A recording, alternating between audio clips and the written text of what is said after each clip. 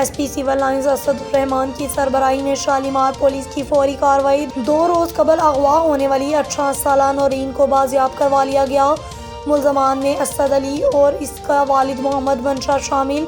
मुल्जमान को गिरफ्तार कर लिया गया। मुल्जमान ने 2 रोज कबल नौरीन को वरगला फिसला कर साथ ले गए। इन्वेस्टिगेशन पुलिस शालीमार ने मुल्जमान को गिरफ्तार करके मगविया को बाहिफाजत बाजियाब करवा लिया। मगविया के वुरसा थाना शालीमार में बच्ची के अगवा का मुकदमा दर्ज करवाया। SSP इन्वेस्टिगेशन लाहौर की तरफ से मुल्जमान की गिरफ्तारी और मगविया की बाहिफाजत बाजियाबी पर पुलिस को शाबाश दी गई।